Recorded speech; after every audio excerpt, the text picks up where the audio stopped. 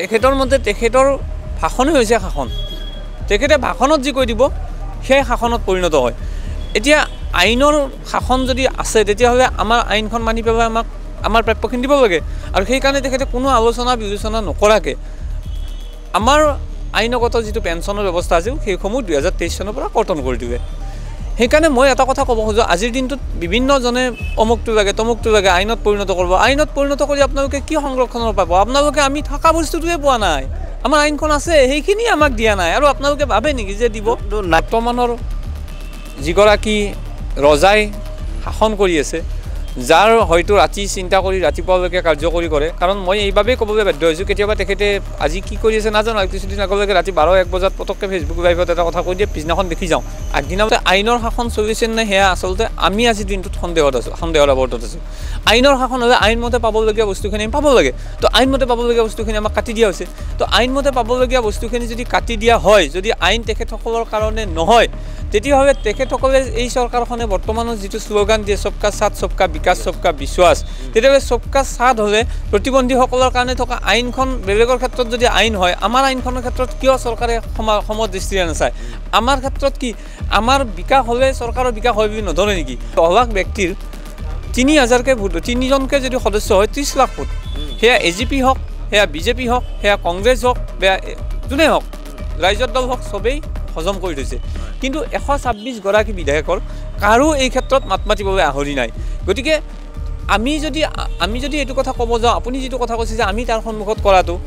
144 যদি চৰকাৰে আইন উলংঘন কৰিলে কোনো ধৰণৰ একো নহয় তেতিয়াহ'লে আমাৰ আইন উলংঘনৰ ক্ষেত্ৰত ক'ত কথাটো আহি পৰিব তেখেতসকলৰ ক্ষেত্ৰত যদি আইনখন যদি মানিব লাগে বুলি কথা নাই আমি আইনৰ অধিকাৰখিনিয়ে বিচাৰি গৈছোঁ তাকে যাওঁতে যদি আমাৰ যদি আইন উলংঘন হয় হওক তাকে যাওঁতে যদি জেলত দিয়ে দিয়ক আমি কোনো সোণৰ অসম বিচৰা নাই আমি কোনো ছেপাৰেট লেণ্ড বিচৰা নাই আজিৰ দিনটোত আমি কোৱা নাই যে আমাক সাৰ্বভৌমত্ব থকা আমি সাৰ্বভৌমত্বৰ ওপৰত প্ৰশ্ন কৰা নাই আৰু আজিৰ দিনটোত আটাইতকৈ ডাঙৰ কথা হৈছে কি জানে আজিৰ দিনটোত সততে মাত মাতি থকা অখিল গগৈ ডাঙৰীয়াই মুখ্যমন্ত্ৰী নাই কৰাটো সদায় সংবাদ মাধ্যমত কৈ আছোঁ কিন্তু যিহেতুকে তেখেতে ইমান চিঞৰ বাখৰ কৰি থাকে সদনৰ ভিতৰত প্ৰাসংগিক আপ্ৰাসংগিক বিভিন্ন সময়ত আনকি সদনখনক কেতিয়াবা এনেকুৱাও লাগে যেন বিপথেই পৰিচালিত কৰে এনেকুৱা ধৰণৰ অনুভৱ হয় সেইগৰাকী ব্যক্তিয়েও কিন্তু প্ৰতিবন্ধীসকলক আজিৰ দিনটোত মাত মতা নাই গতিকে সেয়া যিহেতু মাত নামাতে গতিকে আমাৰ ক্ষেত্ৰত আমাৰ যি ব্যৱস্থা ল'ব চৰকাৰে মাৰিব কাটিব যি কৰিব আমি নিজেই নিজক বচাব লাগিব হনুমানক সীতাই যেতিয়া মানে গৈছিলে সীতাৰ ওচৰত হনুমান তেতিয়া কৈছিলে যে নেজৰ অগ্নি মুখেৰে নুমাব লাগিব গতিকে আমিও সেই নেজৰ অগ্নি মুখেৰে নুমাবৰ কাৰণে নিজৰ সমস্যা নিজে সমাধান কৰাৰ কাৰণে চৰকাৰৰ ওচৰত যাবলৈকে যিকোনো ধৰণৰ ৰিস্ক ল'বলৈ আমি বাধ্য হৈছোঁ বুধবাৰ অৰ্থাৎ 3 ডিচেম্বৰৰ দিনটো বিশ্ব প্ৰতিবন্ধী দিৱস আছিল আৰু সেই প্ৰতিবন্ধী দিৱসৰ দিনটোতেই অসমৰ যিসকল প্ৰতিবন্ধী লোক আছে প্ৰতিবন্ধী সুৰক্ষা সংস্থা অসমৰ তৰফৰ পৰা প্ৰতাৰণা দিৱস হিচাপে কিন্তু পালন কৰা হৈছিল আৰু এটা অতি চৰ্চিত বিষয় আৰু আজি বহুকেইখন সংবাদ মাধ্যমৰ যি শিৰোনাম দখল কৰিবলৈ সক্ষম হৈছে বৃহস্পতিবাৰে আৰু এই সংবাদ মাধ্যমৰ শিৰোনাম মূল কথাটো হ'ল যে মুখ্যমন্ত্ৰী ঘৰৰ সন্মুখত যদি অকলেও যদি তাৰমানে কোনোবাই প্ৰতিবাদ কৰিব বিচাৰে বা প্ৰতিবাদটো কৰিবলৈ নিদিয়ে 144 লাগি থাকে কিন্তু বুধবাৰৰ দিনটোত শ প্ৰতিবাদকাৰীয়ে কিন্তু মুখ্যমন্ত্ৰী ঘৰৰ সন্মুখৰ পৰা সমদল কৰি দিছপুৰ সচিবালয়ৰ সন্মুখলৈকে কিন্তু আহিবলৈ সক্ষম হ'ল তেওঁলোকৰ কি দাবী আছিল আমি সমূহ কথা জানিম আমি আমাৰ সৈতে উপস্থিত আছে প্ৰতিবন্ধী সুৰক্ষা সংস্থা অসমৰ সাধাৰণ সম্পাদক নিপেন মালাকাৰ ডাঙৰীয়া আমি তেওঁৰ পৰা পোনে জানিবলৈ চেষ্টা কৰিম আসলতে প্ৰতিবন্ধী দিৱসটো প্ৰতাৰণা দিৱস হিচাপে কিহৰ কাৰণে পালন কৰা হ'ল বা আপোনালোকে মুখ্যমন্ত্ৰী ঘৰৰ সন্মুখৰ পৰা আপোনালোকে যি সমদলৰ প্ৰতিবাদী সমদলৰ কাৰ্যসূচী সেয়া বাহিৰ কৰিছিল সচিবালয়ৰ সন্মুখলৈকে আমি জানিব পাৰিছোঁ যে সেই জেগাখিনি আচলতে স্পৰ্শকাতৰ আচলতে 144 লগাই থোৱা থাকে আৰু এজন লোকেও যদি অকলেও যদি প্ৰতিবাদ কৰে টানি আজৰি আটক কৰি লৈ যায় কিন্তু আপোনালোকৰ সেই সাহস কি ক'ব নহয় কথাটো হৈছে যে এনেকুৱা 2016 চনৰ পৰা নেৰানপৰাভাৱে আপোচবিহীনভাৱে আমি সংগ্ৰাম কৰি আহিছোঁ আজিৰ দিনটোত আপুনি যদি চাই SC STৰ বাবে আইন কাৰ্যকৰীকৰণৰ কথাহে আহি আছে এখন মন্ত্ৰী গোটৰ প্ৰতিবেদনে দিছে কিন্তু সৌভাগ্যবশতঃ আমাৰ 1995 চনতে আমাৰ বিষয়ে আইন কৰা হৈছে 2016 চনত পুনৰবাৰ সেই আইনখনকে সংশোধনী ঘটাই কিছু নতুন ধাৰা সোমাই দিয়া হৈছে সেই আইনগত ধাৰাখিনিৰ ভিতৰত গণ্ডিৰ ভিতৰত আমি যি বস্তু পাব লাগে তাৰ 1% 2% আমি যি পাইছোঁ বিশেষকৈ প্ৰতিবন্ধী ব্যক্তিসকল আপুনি যদি চাই সাধাৰণতে প্ৰায় দুৰ্বল শ্ৰেণীৰ আৰ্থিকভাৱে দুৰ্বল শ্ৰেণীৰ মানুহৰ ঘৰতেই প্ৰায়খিনি হয় গতিকে আৰ্থিকভাৱে দুৰ্বল শ্ৰেণীৰ ব্যক্তিসকলৰ ক্ষেত্ৰত RPWD এক প্ৰতিবন্ধী আইন 2016 চনৰ ছেকশ্যন 24 অনুসৰি কৈ গৈছে যে এইটো যেহেতু এটা সোশ্যাল ৰেছপন্সিবিলিটিৰ ভিতৰত পৰে চৰকাৰখনৰ গতিকে তেখেতসকলক এটা পেঞ্চনৰ ব্যৱস্থা বা মানে আপোনাৰ টকা পইচা যিটো সাহায্য বুলি আমি যিটো ক'ম চৰকাৰীভাৱে আমাক সেইটো সাহায্য চলিব পৰাকৈ এটা দিব লাগিব সেইটো আইনত লিখা আছে আৰু ছেকশ্যন 27ত আপোনাৰ 4% ৰিজাৰ্ভেশ্যন আপোনাৰ ছেকশ্যন 32 মেবি ছেকশ্যন 32ত আপোনাৰ আছে শিক্ষাৰ অধিকাৰ 5% সকলোতে আনকি প্ৰাইভেট স্কুল এখনতো যদি পঢ়ে আপুনি RTE এক ৰাইট টু এডুকেশ্যন এক্টতো যদি চাই প্ৰাইভেট স্কুল এখনতো আমাৰ যদি এজন প্ৰতিবন্ধী ল'ৰা ছোৱালী 5% দিব লাগে আৰু 5%ৰ প্ৰাইভেট স্কুলখনৰ দায়িত্ব সম্পূৰ্ণ মানে বিনামূলীয়া হ'ব লাগে সেই পইচা হয়তো চৰকাৰে ব্যৱস্থা কৰি দিব লাগে কিন্তু বাস্তৱ ক্ষেত্ৰত এনেকুৱা হৈছে যদি আপুনি চাই আজি কটন মহাবিদ্যালয়ত পঢ়ি থকা ল'ৰা ছোৱালী বা কটন বিশ্ববিদ্যালয়ত বৰ্তমান পঢ়ি থকা ল'ৰা ছোৱালীৰ ক্ষেত্ৰতো কিন্তু ফিজ ফ্ৰী নহয় আচলতে এইসমূহ আমাৰ ফ্ৰী হ'ব লাগে এতিয়া কথাটো হ'ল এনেকুৱা যে এইবাৰ আমাৰ আনকি দৃষ্টিহীন উচ্চতৰ মাধ্যমিক বিদ্যালয়ৰ যিসমূহ ল'ৰা ছোৱালীয়ে ফৰ্ম ফিল আপ কৰিছে সেই ফৰ্ম ফিল আপৰ পইচা দিব লাগে য'ত ৰাইট টু এডুকেশ্যন এক্টৰ মতে আমি দিব নালাগে গতিকে আমি নিজৰ প্ৰাপ্য অধিকাৰ বিচাৰি আমি বাৰে বাৰে প্ৰতিবাদ কৰিছোঁ তাৰ ফলত কিছু সক্ষম হৈছিলোঁ বিশেষকৈ আমি সেই ছেকশ্যন 24 অনুসৰি এটা পেঞ্চন পাই আছিলোঁ বৰ্তমানৰ যিগৰাকী ৰজাই শাসন কৰি আছে যাৰ হয়তো ৰাতি চিন্তা কৰি ৰাতিপুৱালৈকে কাৰ্যকৰী কৰে কাৰণ মই এইবাবেই ক'বলৈ বাধ্য হৈছোঁ কেতিয়াবা তেখেতে আজি কি কৰি আছে নাজানো আৰু কিছুদিন আগলৈকে ৰাতি 12-1 বজাত পটককৈ ফেচবুক লাইভত এটা কথা কৈ দিয়ে পিছদিনাখন দেখি যাওঁ আগদিনালৈকে যিটো কথা একো গম নাপাওঁ গতিকে তেখেতে কাৰ্যক্ষম নে তেখেতে সেইটো কৰোঁ বুলি কৰে এয়া নাজানো দ্বিতীয় কথাটো হৈছে তেখেতৰ মতে তেখেতৰ ভাষণেই হৈছে শাসন তেখেতে ভাষণত যি কৈ দিব সেই শাসনত পৰিণত হয় এতিয়া আইনৰ শাসন যদি আছে তেতিয়াহ'লে আমাৰ আইনখন মানি পেলাই আমাক আমাৰ প্ৰাপ্যখিনি দিব লাগে আৰু সেইকাৰণে তেখেতে কোনো আলোচনা বিলোচনা নকৰাকৈ আমাৰ আইনগত যিটো পেঞ্চনৰ ব্যৱস্থা আছিল সেইসমূহ 2023 চনৰ পৰা কৰ্তন কৰি দিলে সেইকাৰণে মই এটা কথা ক'ব খোজোঁ আজিৰ দিনটোত বিভিন্নজনে অমুকটো লাগে আইনত পৰিণত কৰিব আইনত পৰিণত কৰি আপোনালোকে কি সংৰক্ষণৰ পাব আপোনালোকে আমি থকা বস্তুটোৱে পোৱা নাই আমাৰ আইনখন আছে সেইখিনি আমাক দিয়া নাই আৰু আপোনালোকে ভাবে নেকি যে দিব 94ৰ পৰা চলি আহিছে যিটো 95ৰ পৰা 95ত 3% আছিলে 2016 4% হ'ল আৰু ছ'চিয়েল ছিকিউৰিটিৰ কথাটো আমি আন্দোলন কৰোঁতে 17 চনৰ পৰা আমি আন্দোলনত ব্ৰতী হৈ 2017 চনৰ 3 ডিচেম্বৰৰ দিনাখনে তেতিয়াৰ প্ৰাক্তন উপৰাষ্ট্ৰপতি ভেংকায়া নাইডু মহোদয়ে সন্মানীয় ভেংকায়া নাইডু মহোদয়ে এই আঁচনিখন উদ্বোধন কৰিছিল আৰু আমি পাই থাকিব সক্ষম হৈছিলে আৰু য'ত লিখা আছে এখন ষ্টেটত চলি থকা যিকোনো আঁচনিৰ পৰা 25% ঊৰ্ধত হ'ব লাগে সেয়া ক্লিয়াৰলি লিখা আছে সেয়া আচলতে আইনগত এক উলংঘন নিশ্চয়কৈ এই আইনগত উলংঘনৰ কথা কৈছে আমি কালি বহুকেইগৰাকী তাৰমানে লোকৰ লগত প্ৰতিবন্ধী লোকৰ লগত আমি কথা পাতিছিলোঁ আৰু তেওঁলোকে কিন্তু উল্লেখ কৰিছে যে আগৰ পৰা যিটো সুবিধা তেওঁলোকে লাভ কৰি আহিছিল ইতিমধ্যে সেই সুবিধাৰ পৰা তেওঁলোকক বঞ্চিত কৰা হৈছে অৰুণোদয়ৰ পৰা নাম কাটি দিয়া হৈছে যি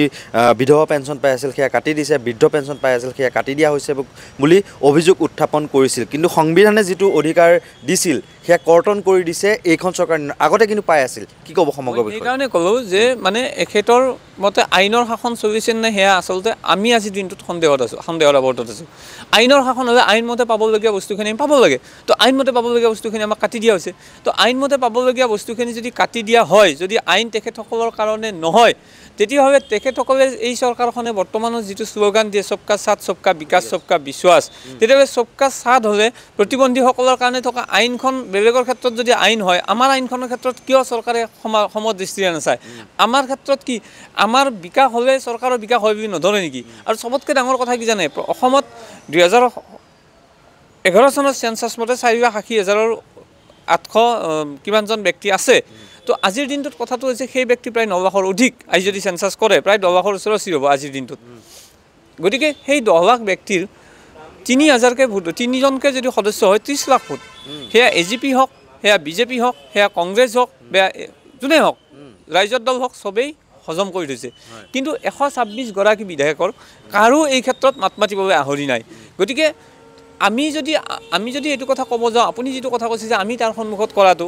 144 যদি চৰকাৰে আইন উলংঘন কৰিলে কোনো ধৰণৰ একো নহয় তেতিয়াহ'লে আমাৰ আইন উলংঘনৰ ক্ষেত্ৰত ক'ত কথাটো আহি পৰিব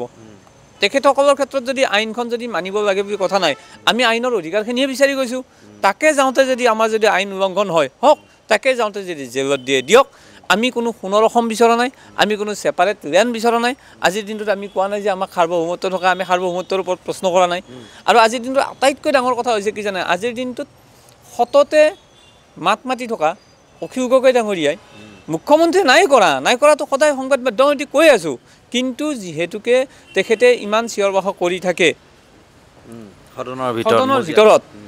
প্ৰাসংগিক আপ্ৰাসংগিক বিভিন্ন সময়ত, আনকি সদনখনক কেতিয়াবা এনেকুৱাও লাগে যেন বিপথেই পৰিচালিত কৰিলে, এনেকুৱা ধৰণৰ অনুভৱ হয়। সেইগৰাকী ব্যক্তিয়েও কিন্তু প্ৰতিবন্ধীসকলক লৈ আজিৰ দিনটোত মাত মতা নাই। গতিকে সেয়া যিহেতু মাত নামাতে, গতিকে আমাৰ ক্ষেত্ৰত আমাৰ যি ব্যৱস্থা ল'ব চৰকাৰে, মাৰিব কাটিব যি কৰিব, আমি নিজেই নিজক বচাব লাগিব। হনুমানক সীতাই যেতিয়া মানে গৈছিলে সীতাৰ ওচৰত হনুমান, তেতিয়া কৈছিলে যে নেজৰ অগ্নি মুখেৰে নুমাব লাগিব। গতিকে আমিও সেই নেজৰ অগ্নি মুখেৰে নুমাবৰ কাৰণে নিজৰ সমস্যা নিজে সমাধান কৰাৰ কাৰণে চৰকাৰৰ ওচৰত যাবলৈকে যিকোনো ধৰণৰ ৰিস্ক ল'বলৈ আমি বাধ্য হৈছোঁ। নিশ্চয়কৈ ২৬ আহি আছে আৰু মাজত ধৰি লওক ৪-৫টা মাহ বাকী আছে। আৰু এই ক্ষেত্ৰত আপুনি যিহেতু অখিল গগৈৰ কথাটো উল্লেখ কৰিলে, এতিয়া বিৰোধী উপদলপতি অসমৰে গৌৰৱ গগৈৰ ভূমিকাটো সংসদৰ মজিয়াত আপোনালোকক লৈ কি দেখিছে? আৰু লগতে মই এটা সংযোজন কৰিছোঁ যে পেপাৰে পত্ৰই বিজ্ঞাপনেই হওক বা টিভি চেনেলৰ বিজ্ঞাপনেই হওক বা হোৰ্ডিঙতেই হওক, দিব্যাংগৰ কাৰণে বহুত সুবিধা তেওঁলোকে লোৱা বুলি সেয়া মন্ত্ৰী পীযুষ হাজৰিকাই হওক, হিমন্ত বিশ্ব শৰ্মাই হওক, নৰেন্দ্ৰ মোদীয়েই হওক, কিছুমান ফটো ভিডিঅ' দেখুৱাই যে মোদীৰ ভাষণ শুনিবলৈ তেওঁলোক একদম হুইল চেয়াৰত উঠি আহিছে। সেয়া নিৰ্বাচনৰ প্ৰাক মুহূৰ্তত আমি এইবিলাক দৃশ্য দেখিবলৈ পাওঁ যে দিব্যাংগ লোক এজন আহিছে, আহি পেলাই মোদীৰ ভাষণ শুনিবলৈ তেওঁলোক হুইল চেয়াৰত উঠি আহিছে। বহুত তাৰমানে আশাবাদী, তেওঁলোকে বহুখিনি পাইছে বুলি কয়। কিন্তু দিব্যাংগ লোকে কি ক'ব সমগ্ৰ এই দুটা বিষয়ত? আজিৰ দিনটোত গোটেই বস্তুটো বাকী আৰু ফাঁকিত চলি আছে। চৰকাৰখনে বাকী কৰি আছে, কাৰোবাৰ পৰা ধাৰ কৰি আনি আছে। আৰু এই ফাঁকি কথা, সেই প্ৰলোভনৰ ৰাজনীতিৰ বাহিৰে বেলেগ একো নহয়। আৰু এই ক্ষেত্ৰত আটাইতকৈ বেছি মই দোষ দিম বিৰোধীক, আটাইতকৈ বেছি দোষী বিৰোধী। গৌৰৱ গগৈ ডাঙৰীয়াক আমি সাক্ষাৎ কৰিলোঁ, গৌৰৱ গগৈ ডাঙৰীয়াক সাক্ষাৎ কৰি আমি স্মাৰক পত্ৰ দিলোঁ, গৌৰৱ গগৈ ডাঙৰীয়াই বীৰেন্দ্ৰ কুমাৰক দিলে। কিন্তু পৰৱৰ্তী পৰ্যায়ত এই বিষয়সমূহ লৈ যিমান সৰব হ'ব লাগিছিল, সেই ধৰণৰ সৰব হোৱা গৌৰৱ গগৈ ডাঙৰীয়াক দেখা নাই।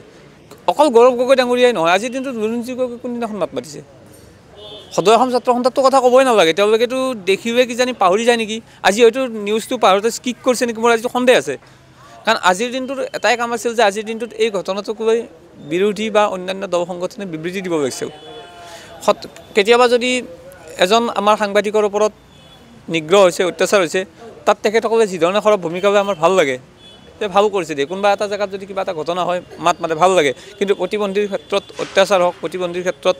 যি ধৰণৰ ঘটনাবিলাক মানে প্ৰাপ্যৰ পৰা বঞ্চিত হৈছে, এই ক্ষেত্ৰত কিন্তু তেখেতসকল নিমাত। কিহৰ অংকত নিমাত সেয়া আমি বুজি নাপাওঁ। কিন্তু এটা কথা তেখেতসকলে মনত ৰখা উচিত যে এই যে কৈ আছোঁ ৩০ লাখ ভোটাৰৰ কিন্তু ভোট তেখেতসকলে হজম কৰি থৈছে। আৰু সময়তকৈ ডাঙৰ একো নাই। আজি যদি চাই ২০১৬ চনলৈকে যিধৰণে গুৰুত্ব দিয়া নাছিল, আজিৰ দিনটোত কিন্তু প্ৰতিবন্ধী শব্দটোত গুৰুত্ব দিবলৈ বাধ্য হৈছে। আৰু অনাগত দিনত হয়তো আমিও সেই ধৰণে ৰাজনৈতিক ক্ষেত্ৰখনত কি ধৰণে আমাৰ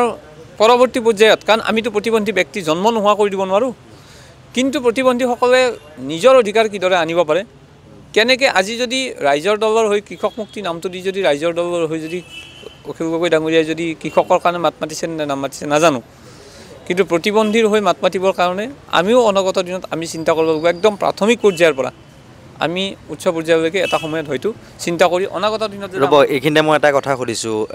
প্ৰতিবন্ধীসকলক প্ৰতিনিধিত্ব কৰা কিন্তু কোনো ধৰণৰ বিধায়কেই হওক বা সাংসদেই হওক মানে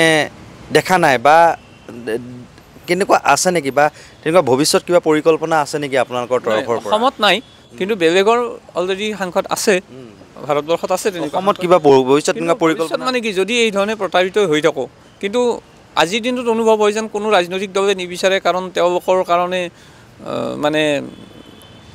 মানে যেন এটা বাটৰ কাইদে হ'ব নেকি, এনেকুৱা ধৰণৰ এটা অনুভৱ হয় বুলি হয়। মানে কাৰণ যে অধিকাৰ আকৌ বিচাৰিব, কাৰণ যোনেই নহওক আজিৰ দিনটোত যদি চাই শাসক বিৰোধী কোনেওতো যিহেতু মাত মাতা নাই। এই ক্ষেত্ৰত এজন বিধায়কৰ অৱশ্যে মই নাম ল'বই লাগিব, মই ল'মেই।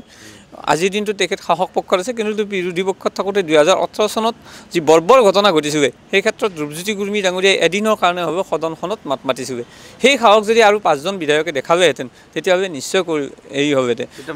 কংগ্ৰেছত আছিল নেকি? তেতিয়া তেখেত কংগ্ৰেছত আছিলে, আৰু কংগ্ৰেছত থাকি পেলাই তেখেতে এই ক্ষেত্ৰত সদনত এদিন বিষয়টো উত্থাপন কৰিছিলে। এতিয়া অনাগত দিনত কিন্তু আমি ৰাজনৈতিকভাৱে শক্তিশালী হ'বৰ কাৰণে আমিও চিন্তা চৰ্চা কৰিব লাগিব। যি ধৰণে হওক, আমি কৈছোঁ নহয়, আমি একেবাৰে লোকসভা ৰাজ্যসভা বা হেৰিৰ কথা ক'বলৈ নাযাওঁ, অন্ততঃ আমি পঞ্চায়ত পৰ্যায়ৰ পৰা অনাগত দিনত কিন্তু আমি মানে খোপনি পুতিবৰ কাৰণে বা বুথ পৰ্যায়ৰ পৰা ভেটি শক্তিশালী কৰাৰ চেষ্টা কৰিম 100%। কাৰণ ইতিমধ্যে এইবাৰ আমি অকণমান ভুলেই হ'ল, এইবাৰে আমি যথেষ্টখিনি আমি জিকাই আনিব পাৰিলোহেঁতেন। কাৰণ কিয়, পঞ্চায়ততে আমাৰ মানুহজন সেই আজিৰ দিনটোত দি থকা অৰুণোদয় আঁচনিটোৰ পৰা, গৃহটোৰ পৰাই বঞ্চিত হৈ আহে। আমাৰ যদি অন্ততঃ থাকে, আৰু যিহেতু ভাৰতবৰ্ষৰ সংবিধানে সম অধিকাৰৰ কথা কৈ গৈছে, সম অধিকাৰ সম বিকাশৰ কথা কৈ গৈছে, লগতে আমাৰ আইনখনেও কৈ গৈছে, গতিকে আমি এই আইনৰ গণ্ডিৰ ভিতৰত সম অধিকাৰ সম বিকাশ, আৰু যদি প্ৰকৃতাৰ্থত যদি অন্তৰৰ পৰা নৰেন্দ্ৰ মোদী ডাঙৰীয়াই ভাবে যে সবকা সাথ সবকা বিকাশ, তেতিয়াহ'লে নিশ্চয়কৈ তেখেতসকলেও এই বিষয়ত গুৰুত্ব দিব বুলি আমি আশাবাদী। আৰু আপোনালোকৰ সংবাদ মাধ্যমকো অনুৰোধ জনাইছোঁ, পাৰে যদি এবাৰ বিৰোধী উপদলপতিক সোধক যে আপোনালোকে কি কৰিছে আজিৰ দিনটোত দিব্যাংগৰ কাৰণে। চৰকাৰখনতো কৰাই নাই, আপুনি কি কৰিছে? অখিল গগৈ এইটো নহয় যে নাজানে, অখিল গগৈ মাত্ৰ মিডিয়াৰ ফটো ছেশ্যনৰ কাৰণে কৰাৰ নিচিনা লাগে। কিছুদিন আগতে শিৱসাগৰত এজন মানুহক এখন কিবা ট্ৰেচাৰ দিছিলে, এম্বুলেঞ্চ দিছে, সেইটো কৰি তেখেতে যিমান প্ৰচাৰ কৰিছে, তাতকৈ গোটেই মানুহখিনিৰ কাৰণে কি মাত মাতিছে, সেয়া প্ৰশ্নটো এবাৰ যদি পাৰে অখিল গগৈ ডাঙৰীয়াই দিয়ক। কিয় অখিল গগৈ ডাঙৰীয়াই পেপাৰ নপৰে নেকি? মানে সামগ্ৰিকভাৱে মানে গোটেইখিনি মানুহ, গোটেইখিনি। কাৰণ অখিল গগৈ ডাঙৰীয়া নে পেপাৰ নপঢ়ে, নে তেখেতে নুশুনে, নে আইনৰ বিষয়ে নাজানে। চবতে আইনৰ কথা মাত মাতিব পৰা মানুহটোৱে, যিজন মানুহে মই দেখিছোঁ সেইদিনাখন ভাল লাগিছে যে তেখেতে ন্যায় সংহিতাখন লৈ গৈছে লগত, সেই মানুহজনে কিন্তু প্ৰতিবন্ধী আইনখনৰ কথা নাজানে। সেয়া দুৰ্ভাগ্যজনক আচলতে। শেষত দুটা প্ৰশ্ন সুধিছোঁ, যিহেতু 2018 চনৰ 5 অক্টোবৰ আৰু আপোনালোকে এগৰাকী উচ্চপদস্থ আৰক্ষী বিষয়া অমিতাভ বসুমতাৰীৰ বিৰুদ্ধে মানৱ অধিকাৰ ভংগৰ বিস্ফোৰক অভিযোগ উত্থাপন কৰিছিল, দিব্যাংগক প্ৰহাৰ কৰিছিল তেওঁৰ নেতৃত্বতেই দিছপুৰ আৰক্ষীয়ে। আৰু এই ক্ষেত্ৰত আপোনালোকে কিবা ন্যায় লাভ কৰিলেনে? ন্যায় ক্ষেত্ৰত ন্যায় নোপোৱাৰ কাৰণে কণ্টিনিউৱাছলি আপোনালোকে চাব, 5 অক্টোবৰটো আমি কলা দিৱস হিচাপত পালন কৰি আছোঁ। যিখন চৰকাৰে সততে মানে সকলো ক্ষেত্ৰতেই আপোনাৰ ন্যায় দিম বুলি কৈ থাকে, সেইখন চৰকাৰে কিন্তু ন্যায়ৰ ক্ষেত্ৰত আমাৰ ক্ষেত্ৰত কোনো ধৰণৰ ব্যৱস্থা গ্ৰহণ নকৰিলে। মাত্ৰ কেন্দ্ৰীয় মানৱ অধিকাৰ আয়োগত এটা গোচৰ ৰুজু হৈছিল, সেই গোচৰৰ প্ৰতিলিপি খুব কম দিনৰ ভিতৰত মই আপোনালোকক দিম। আৰু কেন্দ্ৰীয় বিশ্ববিদ্যালয়খনৰ ক্ষেত্ৰতো যিটো ধৰণৰ এটা মিছা কথা, মিছা অপপ্ৰচাৰ চলি আছে, সেয়াও খুব কম দিনৰ ভিতৰত উত্তৰ বা কাৰোবাক জবাবদিহি কৰিছেনে আয়োগে? নহয়, আয়োগে তেতিয়াই যথেষ্টখিনি সুধিছিলে, কিন্তু চৰকাৰখন যিহেতু তেখেতসকলৰ উত্তৰ নিদিলে, তেখেতসকলে চাগে দিছে, কিন্তু আয়োগে এটা ইতিমধ্যে দিছে, কিন্তু মোৰ এই মুহূৰ্তত মোৰ লগত মানে হেৰিটো নাই, জাজমেণ্টটো নাই। সেই জাজমেণ্টটো নিশ্চয় মই আপোনালোকক পৰৱৰ্তী পৰ্যায়ত জানিব পাৰিম, মই আপোনালোকক শীঘ্ৰেই দিম। একে শেষত সুধিছোঁ,